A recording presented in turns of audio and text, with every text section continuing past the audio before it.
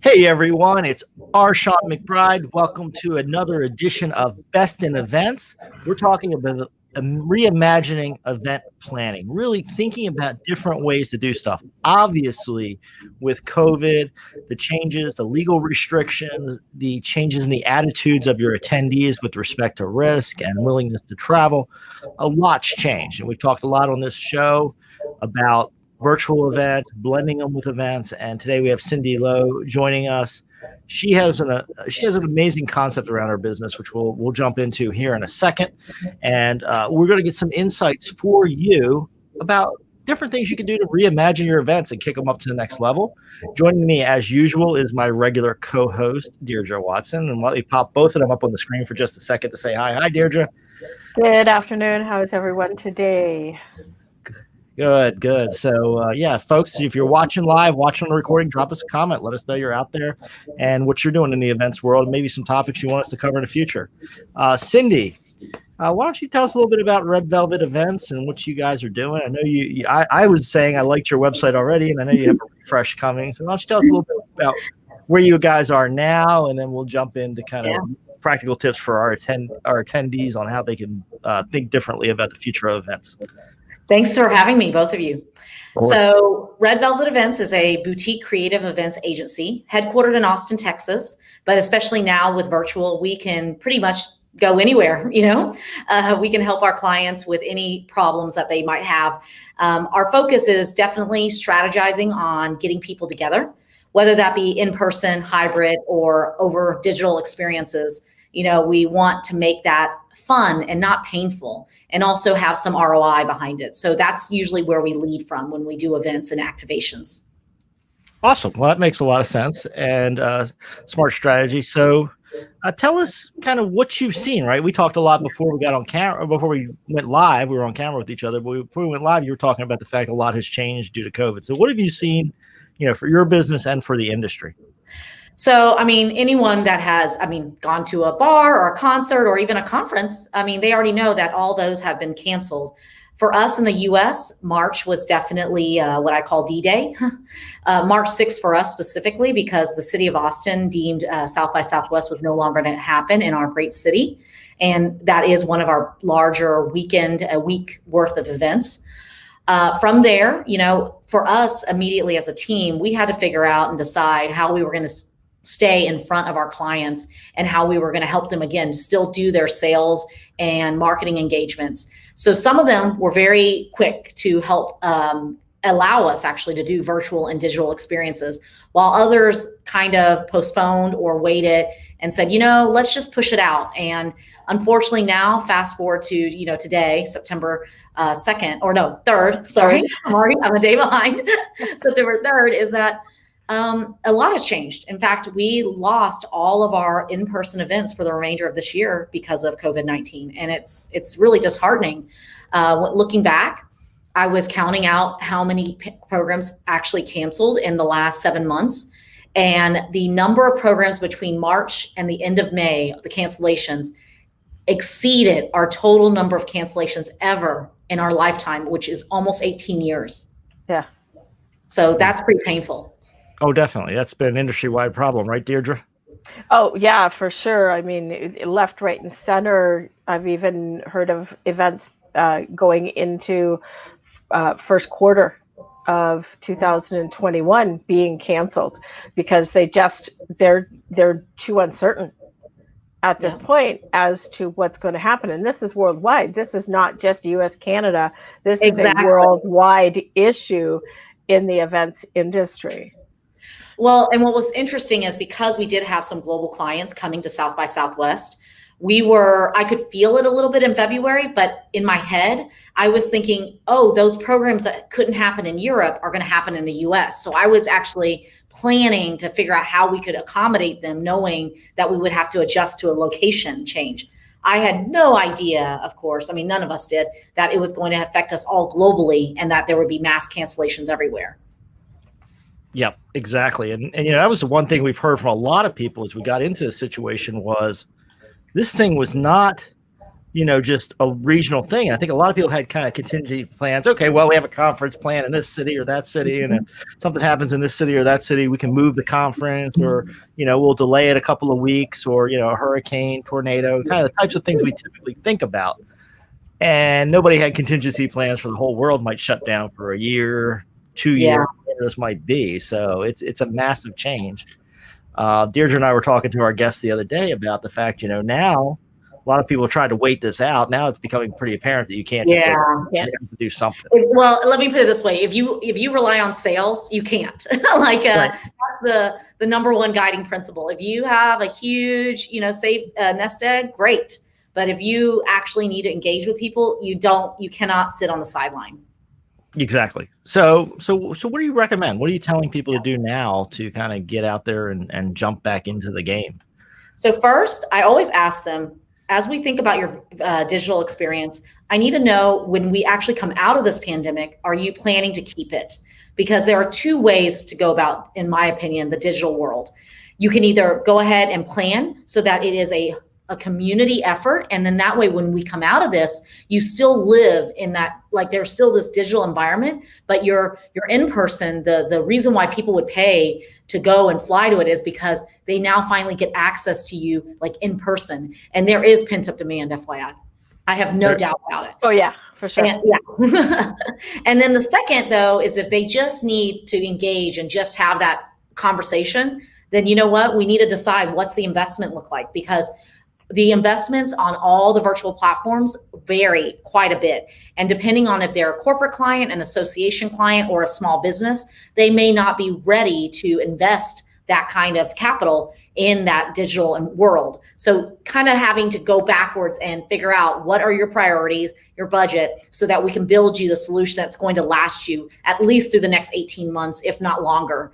I'm hoping that we will be back into some smaller events end of next year. However, the problem is that certain corporate clients have already made the decision they're not going to remove their travel ban for a while. So it's us fighting against them of like, hey, because someone asked me the other day, when do you think people will meet again? And I go, to be honest, I think those that are already okay with meeting again are ready. The problem is corporate America is not. So it's almost like everyone's watching to see who's the first one to pull the trigger. Kind of like this week, did you notice that the airlines announced, I think it started with United, right? No change fees. And then all of a sudden Delta came out. Yeah, right. No change fees. So it's like everyone's waiting for the first corporate to make that decision. And then they will follow through. And when you get to, and let's talk about the airlines. I mean, I just read that American was laying off 40,000 people. Yeah. It's sad. Yeah. United's laying off 18,000 according to the headlines. They did say it was better than they were projecting, which, I mean, 18,000 is not a good number. No. And every week, I mean, I learn of like people in our industry in the hotel side losing their jobs. Yeah. So it's very painful, and it's very personal to me because of the fact that those are our friends and our vendors, and they've been in the industry for 20, 30 plus years. And yet now they're without a job, and it's not fault, it's no fault to them. It's the fact that no one's traveling at the frequency we need them to in order to keep them employed at the hotel side, Yeah, a lot of this is very unexpected, right? And it's hit a lot of different places, and it does show you kind of how this thing has the tentacles and goes deep into a lot of different areas. Oh, very much so. I can actually, if you don't mind me sharing another, Sure. Deirdre had asked actually about this, the Red Alert campaign. And funny enough, someone wrote a comment on our wall and on our Instagram post and said, I know this is meant for the venues that are left empty, basically, because we're not allowed to reopen during this COVID period. But I want to make sure that people understand that I am a small business, and I think they must be a farmer or something.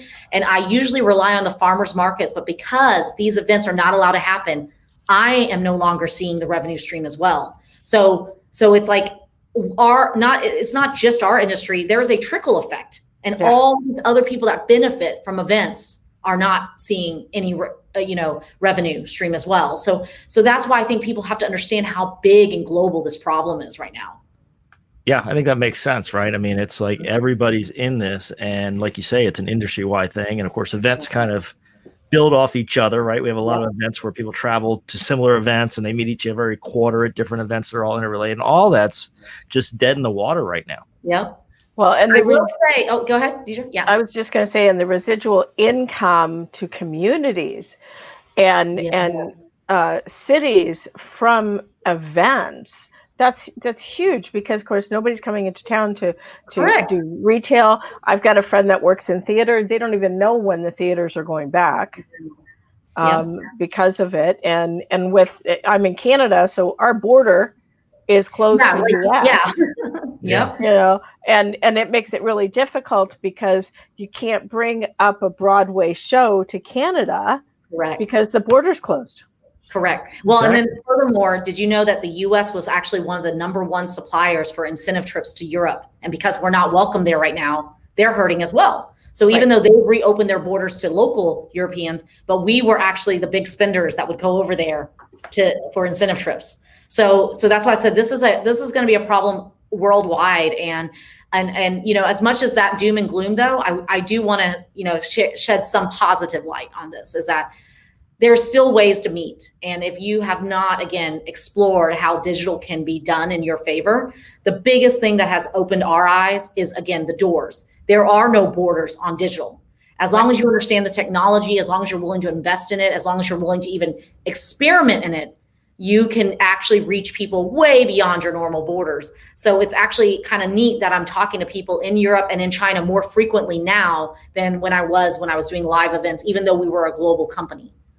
Yeah, you know, and I think that's one thing that's becoming a theme here with the guests is a lot of conferences, events, you know, whatever marketing things. You know, you can now broaden your reach, right? So before you only had a certain realistic number of people you get in the physical space. Only a certain number of people are going to jump on a plane, invest 3 to 4 hours. Well, not the budget. Yeah, budget and time to travel to an event. Now we're hearing a lot of people have hit kind of a bigger audience because of what's happened. And that's what I meant by figure out, can you grow that community so that when you come out of this chapter, you actually have even more evangelists, more followers, more people that are your fan base that are going to talk about the event. And then they're going to fight to be part of that in-person event, you know, because guess what? You're going to have to limit it. You don't want to grow it to be that massive. And this is actually something we did hear from our corporate clients. They said that when it comes time again to meet, they actually think they're going to not have the big events where it was like 17,000, 22,000 people, and instead focus on smaller, more intimate events and leave the digital for the big events. Interesting. Yeah. And Deirdra was early to project, you know, a lot of regional events, smaller events, crowd, and we're already starting to see that trend. And that's a different way of doing the hybrid. And I guess it makes perfect sense. Deirdra is small in person, big virtual. And I think maybe we'll see a lot of that. Yep.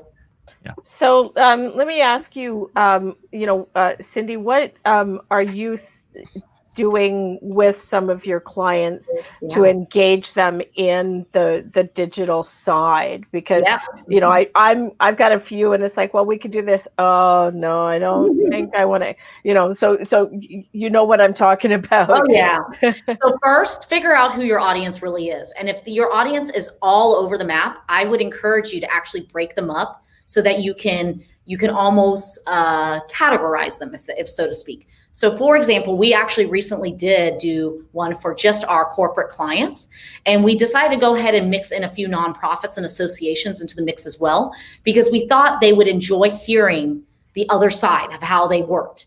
And we were right, because when we brought them together into this 90-minute, heavily curated virtual and digital experience online last week, we learned from both sides that they had no idea what that, even though they one is taxable and the other one's not, they both all had the same problem, you know, which is, how do you keep people engaged? How do you find sponsors? How do you keep the sponsors happy? How do you make sure you can make money? How do you sell? And so we were giving them that information in a very heavily curated 90 minutes. So to your specific question, here are some quick tips. One, don't do it for more than 90 minutes, really. Right. Reason why is because people don't have that kind of attention span right now.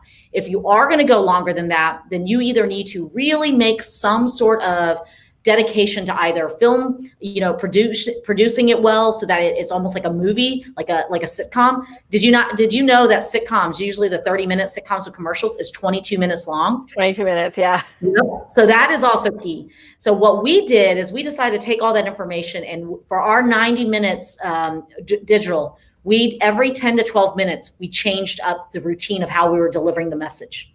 Second thing, we did take a risk and we decided to go live just like this. We know what we're doing here. And I was in a studio and I was broadcasting live and I was interviewing all of my expert speakers live. Now, we did have a backup plan in case for any reason those speakers' internet went down. But the point is that we decided to go live because we found that people stay engaged longer if they are live. Third, is we came up with some fun gamifications, not necessarily, things that you would do with a child, but it was more fun of learning, but while also kind of being competitive. And so having those little interruptions, surprise and delight moments throughout, it helped them kind of switch their brain a little bit. And of course, last but not least, if you can't afford it in your budget, mailing a gift in advance to kind of get them excited. And so since our theme was virtual road trip, we sent them real snacks, road trip snacks from Texas. Oh, interesting. Yeah. So, yeah. And we've heard a lot about kind of little personalization touch, yeah. Right? So a lot of people have been working throughout this process to find ways to bring a physical element to it, right? Yes, so very much. People seem to have good success or mixing the virtual with some form of physical, right? So a lot of times we can't be there in person, but a gift box, a regional snack, a decoration, common, maybe things that they're working on a project with, the tools or the physical things they touch when they're working through maybe a workshop. So I think it's a very powerful tip, is to bring a physical element to it. And Shawn, you said something also key that I should have said earlier too, the personalization. Yeah. We actually, during the registration process, we asked them a few questions and then we personalized each of their packages. So for example, when we asked them, do you prefer coffee, tea, or alcohol? Like we asked them, how do you like to relax? And so depending on that, they got a gift card, and we even looked up where they were living, okay? Because we had certain types of gift cards. So if they were in, let's say Austin, we would actually gift them a gift card from Summer Moon, which is a very local coffee shop that is really only in Austin. Mm-hmm. So we really try to personalize even the gift box itself. Even though everyone got a curated box, we try to bring in elements that they got to pick the answer to. Yeah, I like that idea. I've been part of national conferences, and of course we have a lot of regional businesses. There's some mega companies that are very regional, and I've had times where I've gotten gift cards or things for something that's not even in my region of the U.S. Yeah. It might be a very big company, and it might cover a lot of states, but it didn't cover my state. And I'm like, okay, I've got a gift card. I'll have to file that away for the next time I have to go to a conference in that other state. Yeah. So we took the time to think about all of that, and we even gave them an option to opt out if they didn't want the gift box, the goodie bag, because we knew that some clients maybe they weren't allowed, even though we told them it would be under the price point, of gifting. So tell us, how do you deal with speakers in a virtual component? Because that can be tough. I'm working on a 25th anniversary of charity that I've been involved with for a long time. And so we've had to tell everybody who's speaking, they're going to be live, but you need to pre-record as well, just in case you have a bad internet. And I've got one guy that's working with me. He's going to be working virtual, but he's going to be able to access the file. I have access to the file. So if I go down, I text him and go, okay, you're on. Yeah. So it's a very real consideration. Besides the backup, we actually gave them tips on what we needed to. So first and foremost, emphasize that you need them to be high energy. When you are talking to a screen, you need to come across as excited. When you can tell that the energy is like low and just kind of, why pay attention, right? You can't do that. So you need to make sure that if they know that they are not a morning person, then either you schedule for their record to happen in the afternoon, or you even get them something to juice them up, whether that be a shot of espresso or something, but it needs to be excitement because people can feel your energy. And that is something that we have been telling over and over with our speakers. Second is what we've noticed a lot. And this is actually something that we even gifted them in our gift package. So my monitor is right here, like as in my camera is right there, but you guys are down a little bit further. If I don't actively look at my green dot, it looks like I'm not looking and paying attention to you guys or to the people in the audience. So we actually created a sticker that actually goes right there and says, look at me. And it's like a little audience. Look at me, I'm here. Oh, that's a good idea. Because what's very common is I'm looking here and then I'm not looking at you. And so trying to remind ourselves, like speakers, you got to look up. And the other thing that we're trying out is actually we're asking them, if you feel comfortable, stand up. You are going to be just like in a room when you're speaking and projecting. Yeah. You will come across a lot better than sitting down, because sitting down is easy to slump and, you know, and relax a little. And it just, and you start to notice your posture just gets like the longer into the call, it gets further back. And so some of those basic things, but I have to say, you cannot do enough tech and dress rehearsals for our speakers. Sure. Even the ones that are the best that can speak in a live audience, speaking to a screen is so different. Mm-hmm. And if they really don't have a lot of practice on it, I would highly encourage them to go into a studio so that we can record it, because at least then there's at least a cameraman there that they can look at, because they need the audience. It's very funny. I've seen a few people that I was like, wow, you're really good live, but you kind of suck on digital.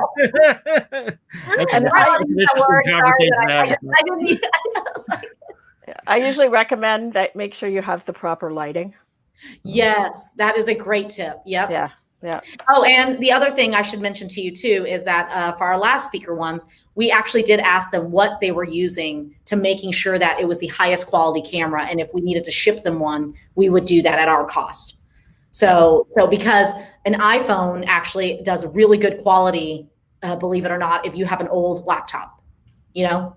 Okay. So, yeah. And it's interesting, when we started doing Best in Events, I think it was back in March, I had to go through all my different laptops and figure out which one had the best quality camera. Yep.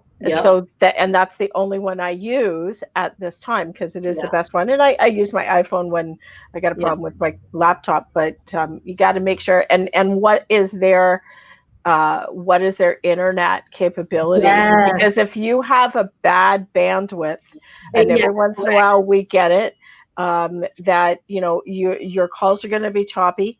Yeah. You know, if you're on a cell, then maybe it is better that you use your phone. Yep. Because then you won't necessarily get dropped. Yep. Exactly. And also encourage them to turn off any outside noises. So like when I logged in on this laptop, I went ahead and shut down everything, like my notifications from email, all that stuff, because you can hear it in the background. So like Slack, you can hear, like it would be like constantly ding, ding, ding, ding. And that's not good when we're doing a live broadcast. So I turn off every device, and we encourage them to turn off every device. So that way we can really have a true conversation. And if it's a conversation like this versus a broadcast, you know, recording for a keynote. Yep. Makes perfect sense. Yeah. So, you know, what are your projections as we move here into late 2020, early 2021?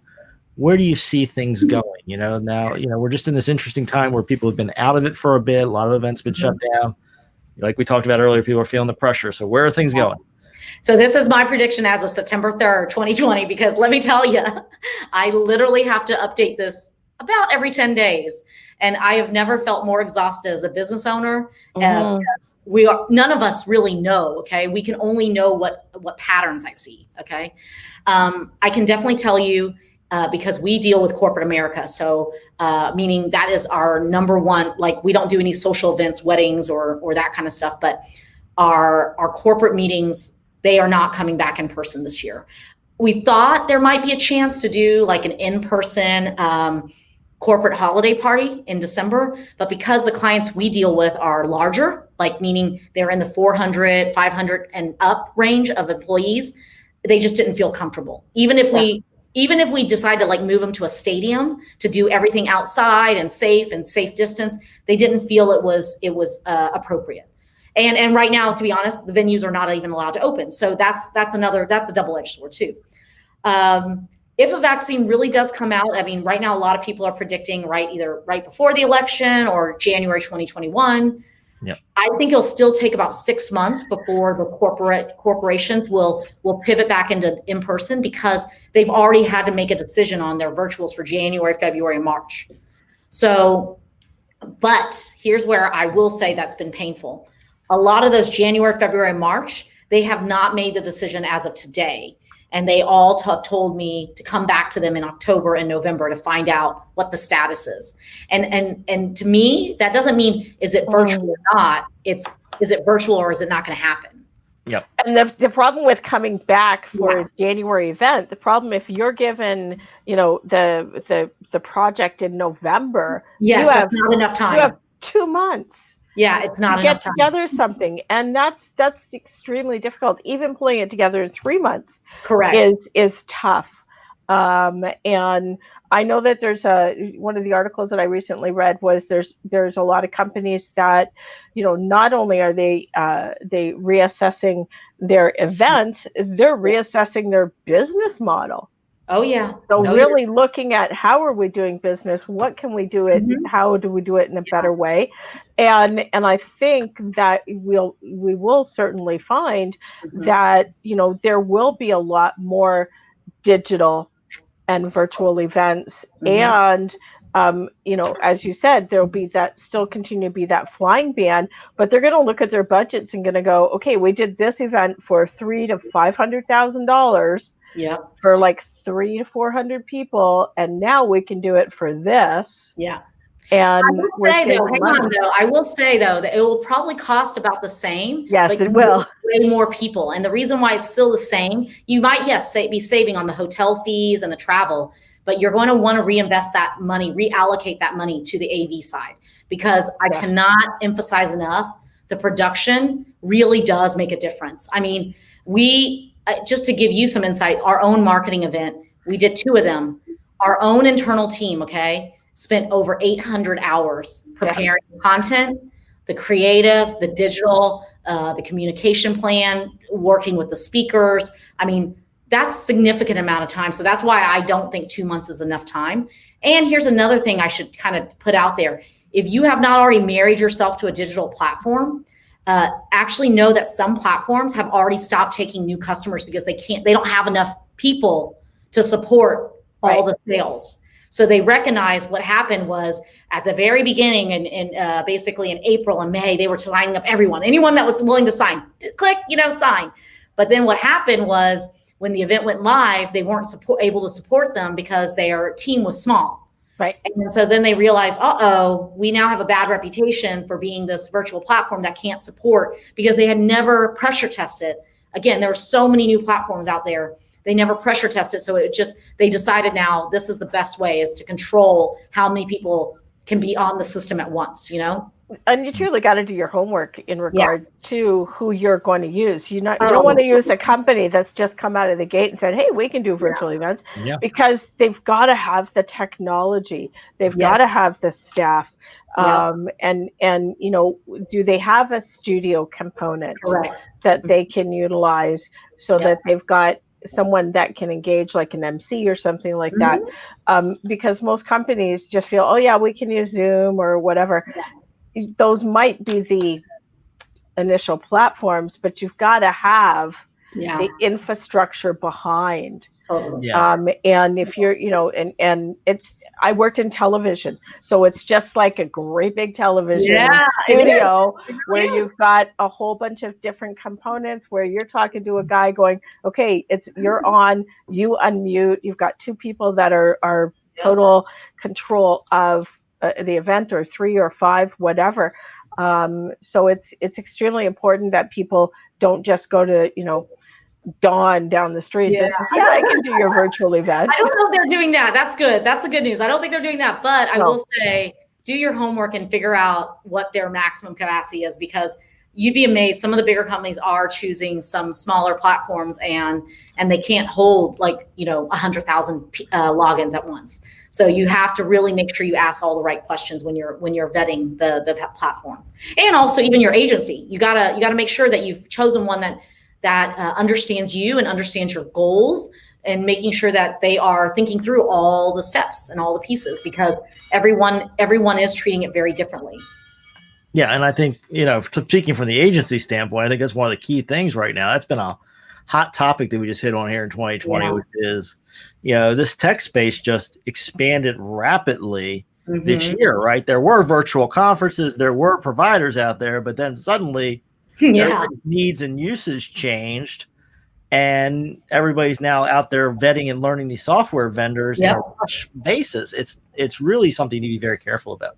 But I will say, this is where I spin my positive side, is that for the first time ever, I feel like our industry did reset, in the sense that, hey, if you're good about learning this and really trying to understand it, you actually, for the first time, might be able to come out ahead versus behind. It's not like you have to say, I have 30 plus years in it, because let's be honest, unless you were a TV producer or an actual AV tech in that very specific space of streaming, no one has that number of years of experience. Everyone has learned it. I mean, we've learned it firsthand in the last 7 months, and we fully admit it. And we're very grateful for our clients that have been willing to take us along with them, because a lot of them were the initial ones in March, April, and May that were willing to pivot right away versus postpone and wait. Yeah. Exactly. I think that makes a lot of sense. So, Cindy, I mean, I think one of the things you've been hinting at here is this is something you kind of do as consulting as part of working with your clients, right? I mean, you sit down. Yes. Why don't you talk about how that process works? So if you're thinking about doing this, we have a team. So I'm very grateful that we've had a team that has leaned into all of this and learned it so fast. And what we're going to ask you is, of course, what are your biggest goals and objectives? Because if we're hearing that you're just trying to replace an event, we're going to ask a few more questions, because here's why. Exactly. It is not a one-to-one. It really is not. Don't try to make a one-to-one. You will fail. And then you'll feel like you wasted money. Instead, really figure out, what's your ultimate goal? Is it to gain more followers? Is it to gain new customer base? Is it to launch a new product and get everyone to start talking about it? Because then we're going to take it backwards, and using your budget, we're going to figure out what's the best way to do it. Because now our team is starting, since certain cities and states have reopened here in the US. I realize in Canada it's not the same, but we've started thinking about activations. What are safe activations that can be done that are still COVID-19 friendly, meaning they are completely not mass gatherings? It is a very creative way to show off the brand and still get the point and message across, but yet in person. And so those are the things that we're starting to think about. So it's like figuring out, because they might come to us first and say, hey, I want a bit virtual. But then after we hear through all the problems, we're actually like, you're a product that people touch.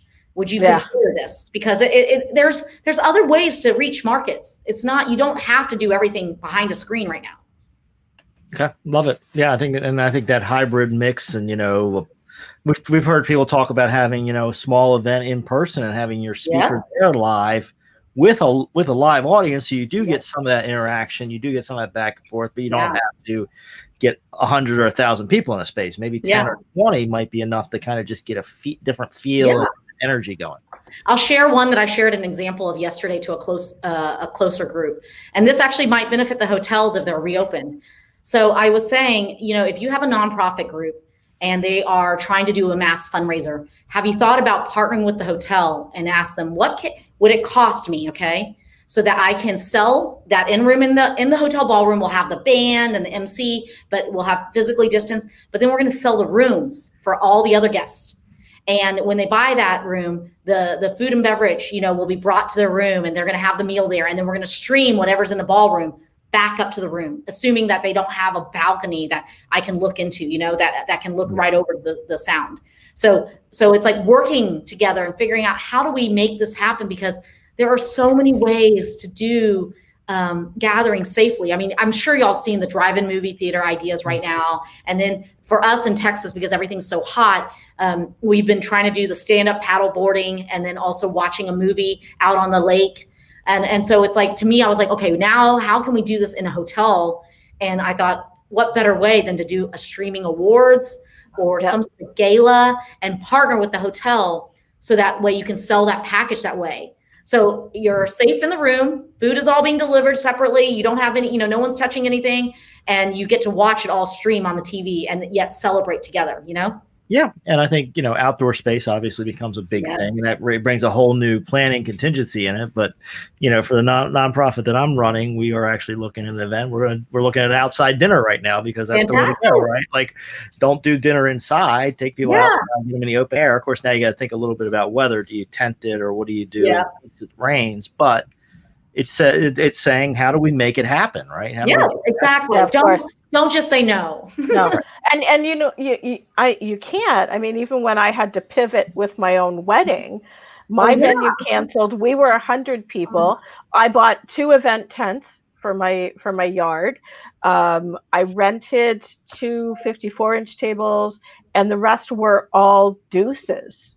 So everybody everybody that was a couple were at their own table. And I was telling on the call last week, I took all the cutlery and all of the place settings, and I made them, I put them in a decorative box, and with hand sanitizer and masks and everything. But you got to think, as planners, we always think we have an end date. Well, we don't really have this with COVID. But I wanted to make sure that my customer, like my customers, all my attendees felt comfortable being in a group setting. And I think that's the biggest worry with people is how do we make them feel comfortable in a group setting? No, totally. And it's going to be a little awkward, I'll be honest, because the first time I had to come out to attend an event, it was different because I had never had to really wear a face mask that long. And so it was different. So if you haven't ventured out of your house and you're allowed to in your respective area, wherever you're watching from, try it out just even basically with even your family or something, just so that you can get used to it, because you'll quickly realize not all masks are created the same either. And I quickly realized that when I'm talking, my mask would slip down. So I needed to have a mask that did have that nose pincher to kind of keep it on my nose. And so and then your glasses fog up. I stopped wearing my glasses with my mask because I basically said, okay, you know what? I will just deal because I don't want to fog it up, like you said.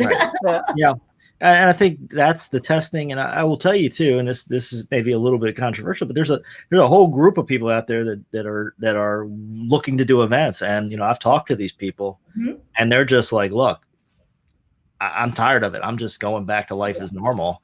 And, that raises a whole host of issues. I would say at least it's a market of people that are looking for events. Yeah. And there's not as many events serving them. So there's some market adjustment going on there. I would say I am pro events, but we do need to do it safely, because what I don't want to do is I don't want to keep setting us back. And every time I hear of an event that did not do it safely, it gives us a bad name, and it's awful. And I'm always like, oh, they set us back again. And then we just came out of this. So it's like, do the physical distance, do the face mask, and then come up with, like you just said, the boxed eating, like make it so that it's not everyone's touching the same thing. Well, I'm on site wedding manager for a venue that's not far from here. Just got the gig for until the end of October, which is great. But the biggest thing is that because I do help with the setup, on location, I'm able to work with the owners to say, no, we've got to do it this way. Great. And utilize their clients' list and seating arrangements, but make it more COVID friendly. Definitely. And again, we're going to get out of this, guys. It's not forever. It's just that right now, with everything reopened, at least in the US side, it's one of those things where the sooner we can all agree on what the procedures and protocols are, I think the better off we'll be, because it is frustrating that I can't, theaters aren't allowed to reopen and venues aren't allowed to reopen. It's very sad to me. And that's actually why they were doing the red alert, is because we're trying to show how many jobs were, the new term is underemployed, because these are people that could be employed, but because they're not allowed to work, they are underemployed. Yep. I think that makes perfect sense. Cindy, you're just a wealth of knowledge for this, and I know our audience has picked up a lot of tips. If you picked up a great tip, drop us a comment, let us know what you learned and what questions you might have. We'll invite Cindy back again sometime. Why don't you tell folks how they can learn more about you and engage more with you, Cindy? Yeah, the easiest way is definitely our website. It has all of our contact information. That's www.redvelvetevents.com. You can find us also on Instagram, Facebook, Twitter, YouTube, all under the same handle. And of course, you can find me on LinkedIn as well under that handle as well. So Appreciate it. Wonderful. I want to thank our audience live and recorded for joining us for another episode of Best in Events. I hope you're subscribed to our YouTube channel. Hit the subscribe button, ring the bell for notifications. So we're constantly bringing you ideas about the future of events. Cindy, thanks for being such an amazing guest. Each of you out there listening and watching, thank you for being here. Pat yourself on the back for doing the hard work. Deirdra and I will be back with you again soon with more episodes. We'll catch you soon. Thank you, Shawn. Thank you, Deirdra. Thank you.